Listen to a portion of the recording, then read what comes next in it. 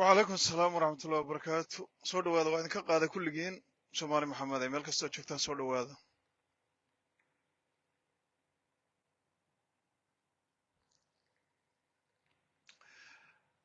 inaad sheer garaysaan baan jeclaan lahaa maanta qodob baan u soo galay hal qodob baan u soo galay wixii dambe dib ka raacin karo haddii aan jaanis helo waan raacin doonaa haddii aan leedno laakiin ujeeddadaydu waa hal qodob qodobka aan ka hadlayo waxaa weeye arrinta wardheer ka dhacday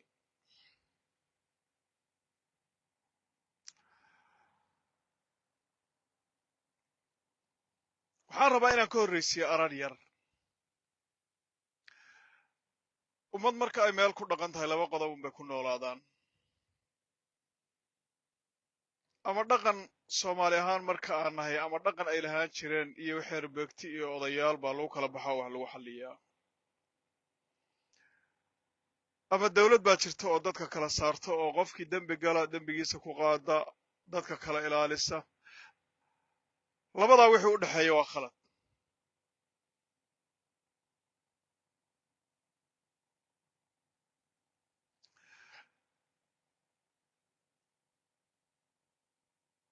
Soomaalidu waxay dhahdaa aniga niyiri rag iska reeb qofka bini aadamka ah waxa u muuqda oo khalada haddii uu ka hadlo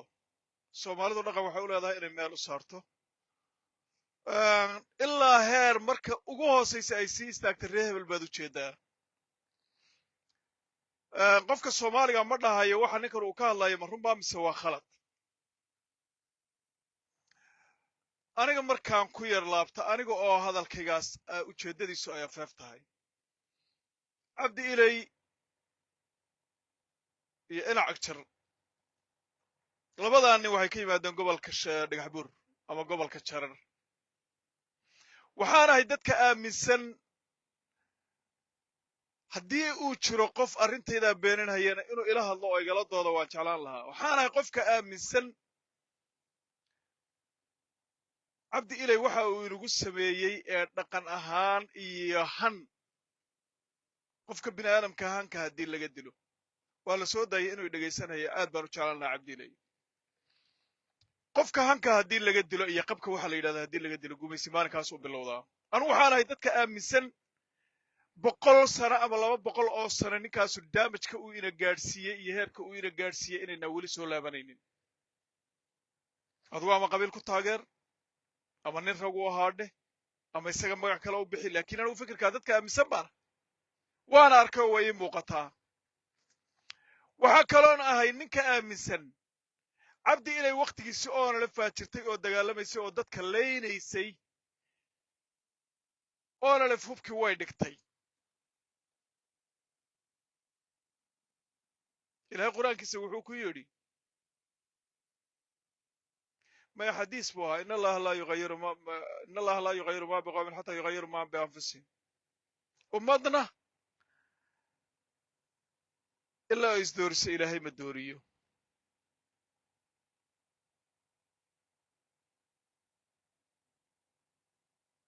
waxyi intuu inoo soo dego dhulka laynoo keeni mahayo oo dad inoo soo dhalan mahayo haddii layna yidhaahdo ogaadano dadka waad ka lidataanna waynu xanaaqaynaa su'aal baa meeshan tada taalla dadka aaminsan baan ahay anugu ina cagjar haddii oona lef dagaalamaysa ay jiri lahayd waa fulay oo uu ka jilicsan yahay mooyaane laakiin ninka xiqdiga ku jira iyo cuqdada ku jirta iyo dadkaa meel uu dhiiggiisa ku bannaysuna yahay inuu ku xumaan lahaa ninka aaminsan baan ahay wayna inoo muuqataa hadda aayad qur'aana weeyaan waa runta waa qalda xadiis baan idhi waa aayad qur'aana dadka aaminsan baan ahay wuu ka jilicsan yahay oo kaasuu ka calooladkaa laakiin ninkaa waxa ku jira mataan ciideed bu axmed maxamed dhihi jiray markii la dhaho mataan baa waxaa sameeyey waxa uu mataan soo wada weli ma dhicin inuu ka daran yahay baan aaminsanahay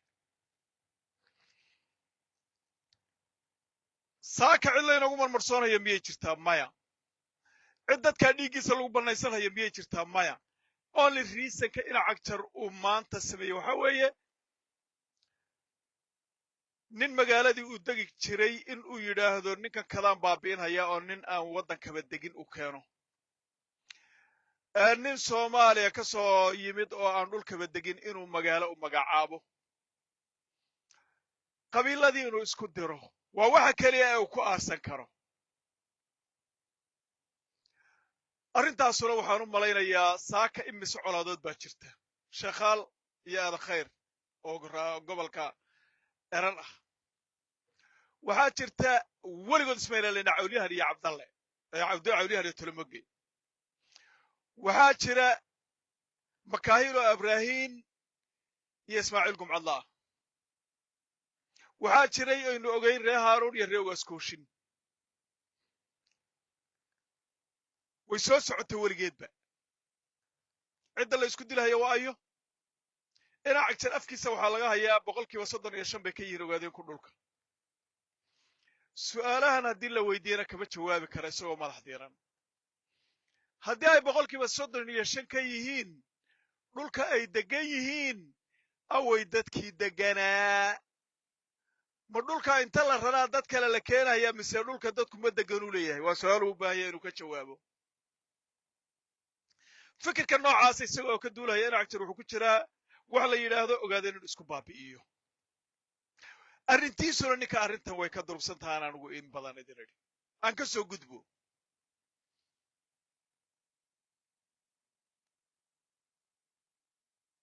ummad walba adduunka ku nool waxay galabsato baa ku dhaca ogaadeen anigu waxaan is leeyahay cuqubadantada iyo inkaartan ku socota iyo balaayadan ilaahay ku salliday iyo waxaan wada cagta jaran iyo waxaan wada ishala ee ilaahay ku salliday meel ay uga imanaysa ma garanayo laakiin waxaa jira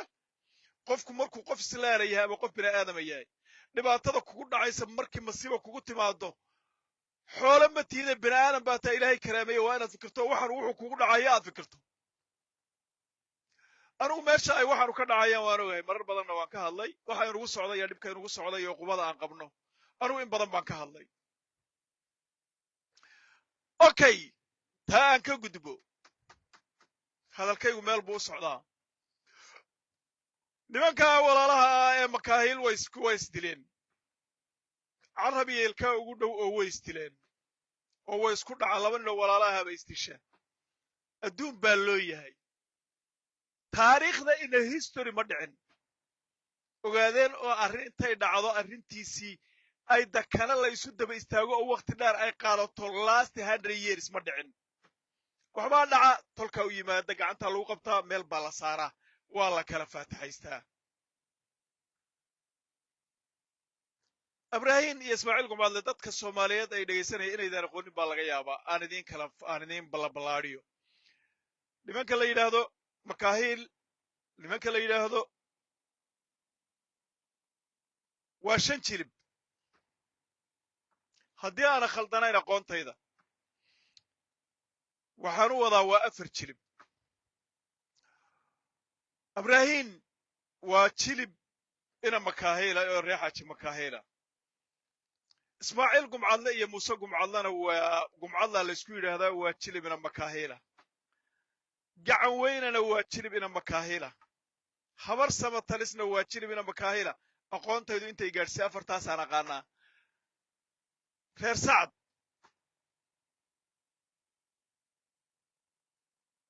soo horta ma ahayn makaahil ha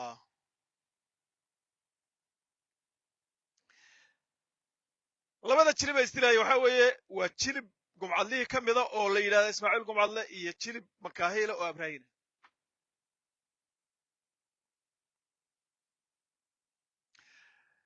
arrintaasu markii ay dhacday geel Soomaalidu waxay dhahdaa geel ninkii lahaa dhacaya lama dhicin karo ninkii lahaa qaadahayo arrintaasu markii ay dhacday oo aan ogahay magaalada Wardheer oo xaaladeeda aynu ognahay oo magaalada makaahil ah wax iyaga ka dhaxeeya dhexdooda yani waxa loo dhiibay reebiciidahan oo gudoomiye ka ah which is kind of bullshit halka qabdaare wiil ka tirsanaa reer warfaa oo mareexaana oo ay dhaleen oo gabadh ka qabay loo dhiibay waxaad garanaysaa dadka uu tirtirayo inuu baabi'iyo raba waa ogaadeen reer sacad waa ogaadeen ana khalday waxaad garanaysaa shakhsi walba oo magac lahaa iyo shakhsi walba oo magaalo degi jiray inuu isaga baabi'iyuu rabaa wuxuuna rabaa soomaalida kale inuu magac u yeelo oo dhulka inay degto uu ka dhigo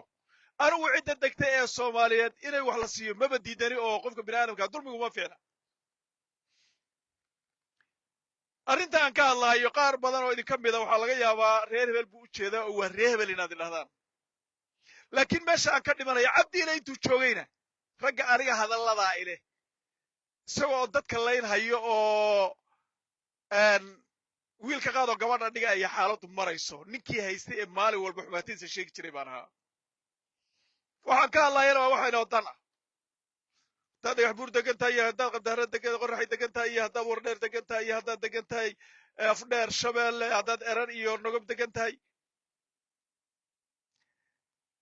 waxaa weeye ina cagjar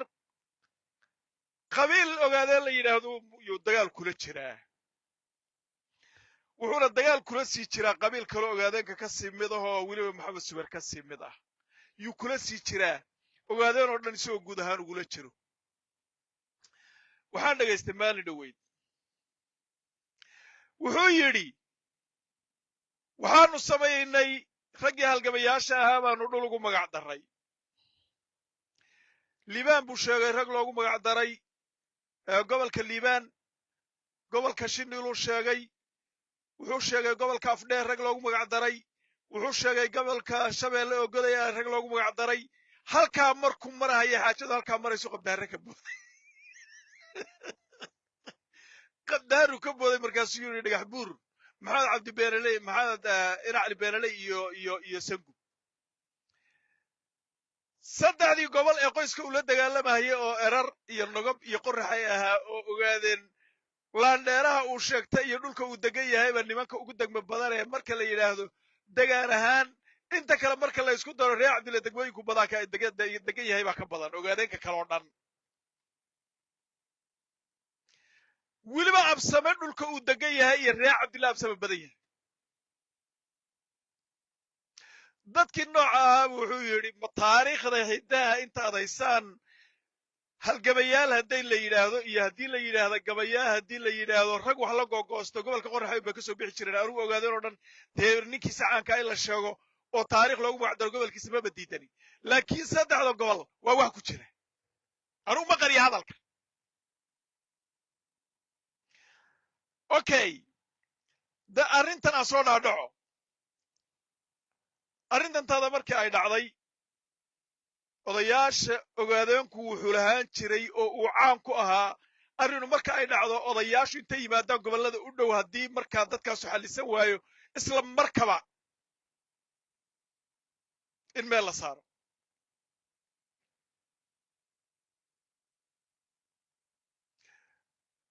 faadimo xaashi maxaad tiri wax dhintay inaad gabadh baa tahay xisho inaad xishootaa ila quman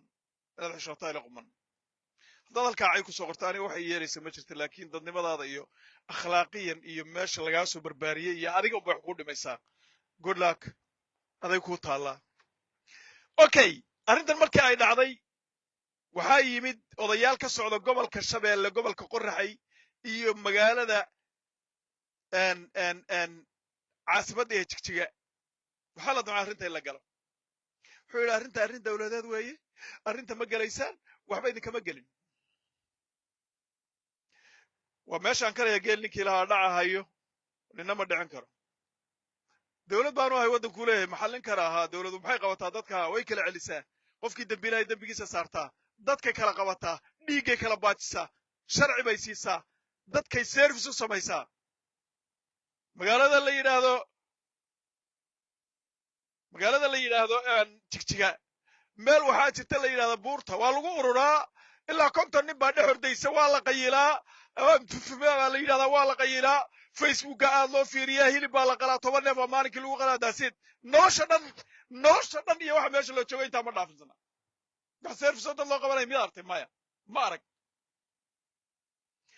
waxaan idiin sheegahayaa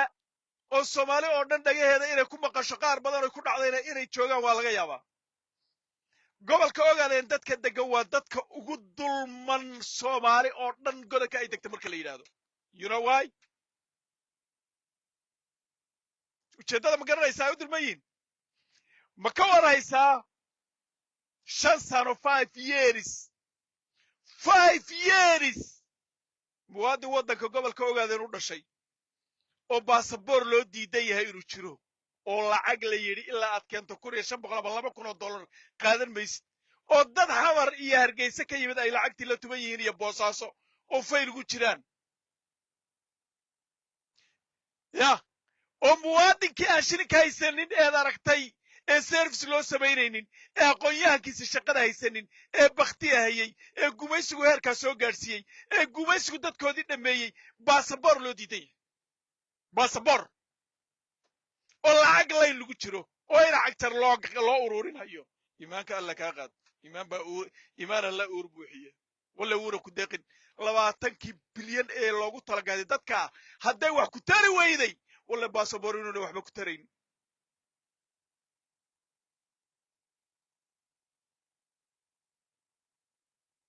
ma ka waraysaa qofka maskiinka ee gobolka u dhashay inuu dulma yahay uuna hadli karin oo una xaqiisa ka hadli karin ma ka waraysaa dadkii waddanka u dhashay baasaboor inay la'yihiin 5 sanaan aqaanaa 5 sano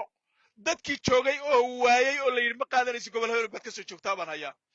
oo aan hebel ahayn oo dadka gobolka oo dhan saamaysay oo lacagta haddaana haysanin dadkii masaakiinta ee waddanka ee citizenka ee dhulka u dhashaa waaya marka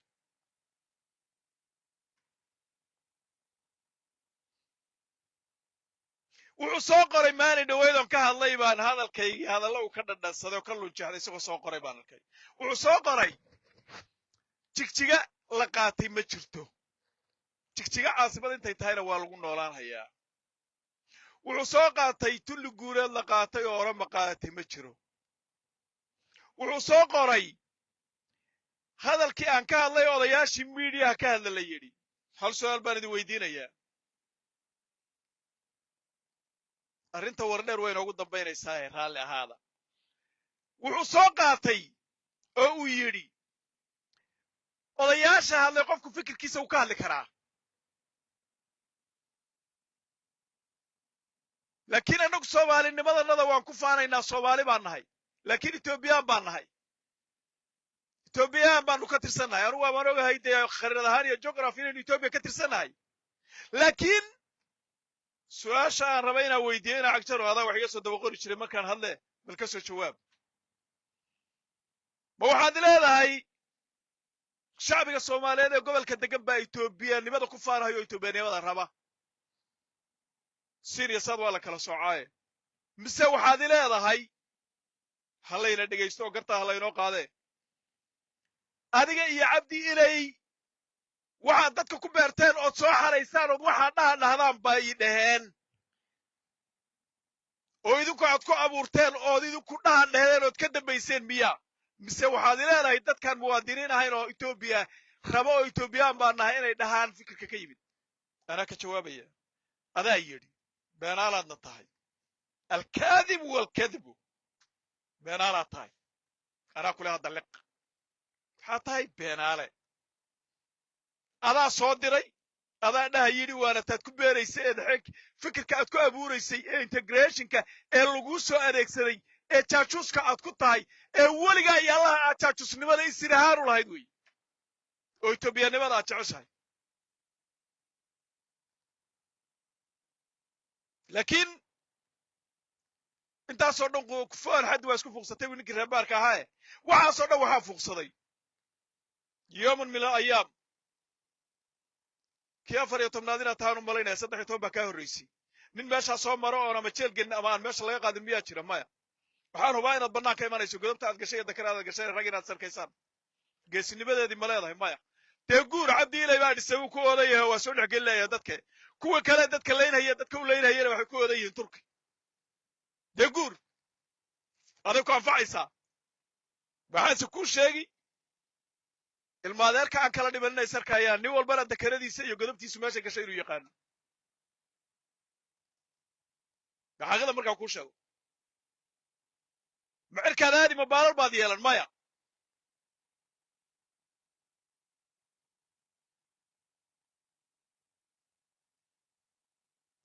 ku xuseen qaasin la yidhaahdo imaan kala oo kanada ka yimid oo tibay inuu qaba moodo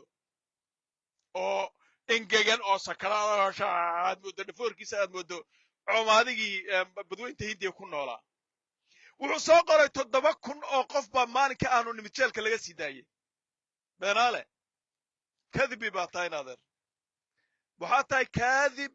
kaadibkiisii fi kulli ilaahin maa fiihi yadax weelku waxa ku jiru dhiidaa kii tigidhka kuu diray adiga ku keenaa ee bidaarta xun ee ina cagtana baa beenaale ah adiguna beentiisii baad ku hadlaysaa hal qof oo jeelka loogu yimid ma jirin cabdilay maalinkii xilka laga qaadayo waaba laga sii daayay jeelka wax qof oo loogu yimid maba jirinba beenaale inaanu siyaasadda ku jirno inta leekayso moogid 7,000 baan sii daynay buu yidhi bastis lefty ninkii idin tegey haddaad reg tihiin kartida aad sheeganaysaan annaga ruwaayada cunna reer hebel baan nahay reer dhagax buur baan nahay aad meesha la fadhidaan anoo aaminsan dadka reer ogaadaya inuu isku wada mid yahay hadday run idinka tahay bastis lefty xiniyo ma leedihiin dadka ma hoggaamin kartaan cuqdadda ma iska saari kartaan dadka ma isku wadi kartaan isku dilka ma dayn kartaan ma yeeli kartaan because dadnimada ilaahay baa bixiya baashu maaha waxyi qofka ku soo dega ma yeeli kartid ma samayn kartid because ilaahay baa ku abuuray intaad adduunka ku nooshay inaad guuxdo ood bugto ood caloosha ku bugto labada nin ee walaalaha wada dhashay yaa midna buka oo caloosha ka buuxdaa midna uu cuqdad ka buuxdaa period weliba ka cuqdadu ka buuxdaa faan badan ya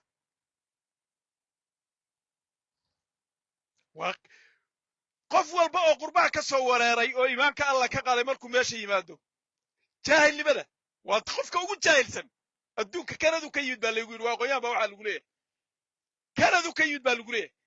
qofka adduunku sida looga nool yahay iyo xorriyatulqawgu wuxuu yahay iyo sida dadka loo maamulo soo arkay ee qurbo ku soo noolaaday ee sidaa u dhaqmaya ka warran because diirkiisaa xun isaga diirkiisaa xun wuxuu u dhashay yaa laga saari karaa maya lagama saari karo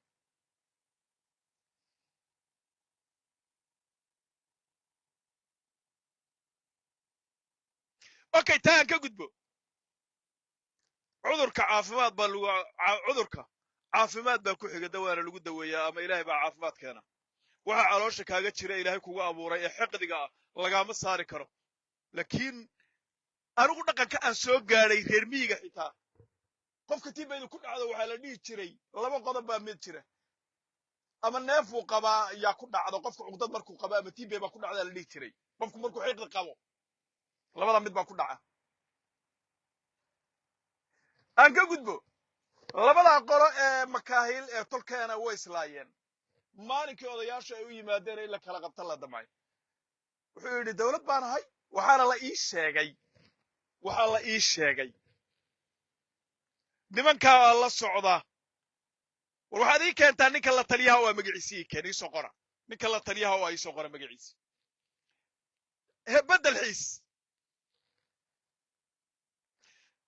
بدل حس ninka la yiraahdo gabadh reer warfaa u qabaa gabadh wiliba reer dal loo qabaa gabadh reer xis dal loo qabaa oo bax waadla oo anigu aan adeer u ahay u qabaa بدل xis wuxuu yiri makaayilkii markuu tagay hadallada inaan anigu siyaasad ku jiro oo shakhsi walba ii soo sheeg mooga wuxuu yiri reer warfaa baa ka dambeeya Ibraahiimow idinkaana gardaran oo Ibraahiimow idinka hawshan talawado oo reer dalal baa wiliba ka dambeeya gabadhii ma nagu xurmeyn weyday dhaqan baa la isku xurmeeyaa yaxdadnime gabadhii xitaa ma nagu xurmeyn weyday salaamaad min kulli afaad aan waxba ku dhihi maayo qof xishoonayo wax isku falaayaana gabadhii cadayda ku hoos jiftay xitaa ma nagu xurmeyn weyday nasiibka reer warfaa cudurka ku hayaan adigoo buu ku dili adoo gabadh naga haya oo seedin noo ah haddii caydanadii meel walba aad la taagan tahay oo xumaantanadii aad la taagan tahayna aday ku waxaynaysaa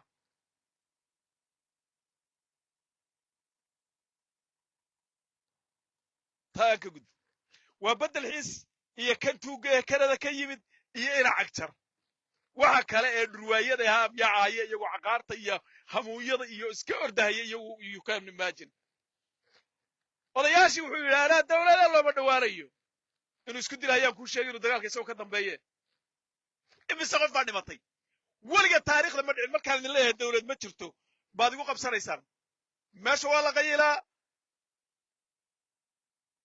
ninkaas xaafadda uu ka soo jeedo waa iidoor la dhaqan anuu qabiilka ma caayaya ina cagtan waxaad aragtay qolyaha iidoorkeedaad aragtay waxaad aragtay barqinkii inta lafta la cuno caqaarta la qaato magarafoonka lagu wada dhegan yahay oo nin walba wixii afkiisa kusoo dhac uu ku hadlaayo waxaan buu isaguna ku hadlaa hadda qabiil anuu kama wada ina cagtan baan wadaa okay adigu meeshaa doonta laad wax dawlad la yidhaha ma jirto imise qofaa dhimashadu maraysaa waa dhowr iyo toban qof but less than 2 months 3 months 5 wiil baa la dilay 6 wiil baa la dilay 6daa wiil waa dhaqan inagu cusub waa dhaqan ogaadaan ku cusub sawirradooda waan hayaa waa wada teenage waxaan u malaynayaa marka aan dembi iska tiro ka u weyn baa 20 hadda galay markaan sawirradooda fiiriyey qiyaasta aan qaatay da'dooda ma aqaan anigu laakiin qiyaasta aan qaatay ka u weyn baa 20 hadda galay waa ilmo yar yar masaajid baa loogu galay 2 qodob waa dhaqan inagu cusub 3 qodob waa dhaqan inagu cusub 2 oday oo la dilay oo 80 iyo dhowr jira oo aad iska disheen 2 qolo waa dhaqan inagu cusub oo dhaqan ogaadeen ma aha makaahilo rikoorka idinkaa dhigay qabsada waxaa dhaqan inagu cusuba masaajid inay wax ku dilla iyo goob lagu cibaadayso makaahilo rikoorkaana idinkaa haystay qabsada waxaa kale oo inagu cusub carruur yar yar oo kacayso teenage xiqdiga intaa leeg ilaahay baan idinku dhaariyey xiqdiga intaa leeg ee isirgoynta ah ee 20 jir ilmaha yar yarka ee masaajidka ku jira loo laaye ma fahmin anigu ismaaciil kubcadlow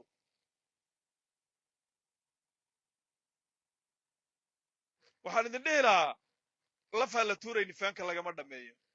makaahilna ka tegi maysaan ibraahiim iyo makaahilow aan idin wada dhahaba makaahilna ka tegi maysaan dhalashada idinka dhaxaysana gu'i mayso warneerna laga tegi mahayo waadna isu baahantihin yooman milay ayaa waxa idinku wareegsan oo dhanna waa cadow tomorrow dagaal markuu dhaco talla ayaa makaahilo markaa dhada ka garabka ku siin lahaa waa kaa aad saa ka dilayso anigu intaasaan idin dhihi lahaa intaasaa dhacday ogaadeen hal baan leeyahay weliba khaasatan waxaan la hadlayaa gobolka qorraxay ogaadeen oo hal baan idin leeyahay dawlad ma jirto oo cidaad ku hadlaysaan ma jirto waxaan maqlahay saaka nin makaahil oo leh dadka dariska mareexaan iyo majartaan ayo noo soo gurmada mareexaan iyo majartaan oo ha noo soo gurmanina annagaa isku filan balaayaa ilaahay nagu salliday balaayo aan ogaadeenahayn baa ilaahay nagu salliday laakiin odayaal xallin weyda arrintooda nalagama waayin ha noo soo gurmanina hana gelina arrintannada waxaana ogahay oo 100% ogahay arrintaas oo arrin siyaasadeed inay tahay oo ina cagjar iyo weliba ninka gudoomiyaha ka ah oo reebiciidiyahana inay lu kuleeyihiin baan ogahay oo maamulku lu kuleeyahay baan ogahay ee dadka isdilahay ha noo soo gurmanina arrintannadana ha gelina odayaasha gaadhsiiya waan idin magac dhabayaa ugaas maxamed duulane ugaaskii ogaadeen baa tahay jigjigi iyo qorraxay hadda midaad joogto war mahayo arrintaa gala wax garadka kaxayso jarar gobolka dadka kaxayso shabeelle dadka kaxayso bahgeri dadka kaxayso arrintaa dhammeeya heerka ay taagan tahay wax la qaadan kara ma aha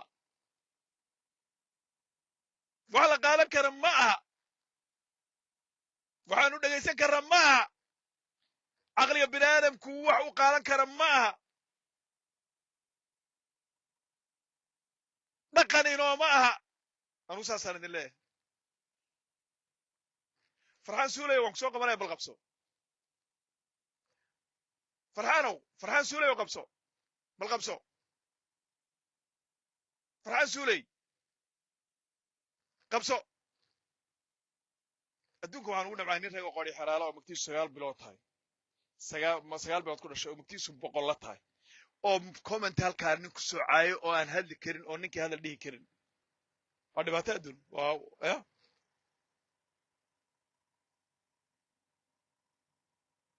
ya waxaan idin leeyahay arrintaas 3 beri gudahood waa in la soo afjaro waxaa la ii sheegay ismaaciil kubcadlow khaladyada aad gasheen marka aan idin dhaliilana waad cabaadaysaan shalay baa mag la kala qaatay oo la dhameeyey arrintaa shalay soo ma qoyanayn xalayna dad baad layseen oo carruur baad layseen shalay baa mag la kala qaato wixii hore la xalliyey maantana dad baad layseen waxaa la ii sheegay weliba dawlad baa joogta dhulka la leeyahay gaadhi inay nimanku guriga masaajidka ku tageen oo gaadhi wateen dawlad baa joogana waa lagu leeyahay ciid barre ninka la yidhahdo qabso ciid barrow qabso ciid barrow ciid barrow qabso ciid barre qabso waa jartay okay waa ku salaamahaya arrinta gala odayaasha ogaadeen oo kaca oo waasyadii oo kaca oo suldaamadii oo kaca oo dadkan kala qabta ya waa wax taariikhda inagu cusub weligii nin ogaadeena taariikhda yaa masaajid wax ku dilaya ma islahayd taariikhda inta lagu noolaa ma ayna dhicin war makaayilo record baad noo dhigteen oo wiil ismaaciil gucado record baad dhigteen ilmaada rayaalo labadiinuba record baad dhigteen odayaalna waad iska layseen waan idin salaamaya asalaamu calaykum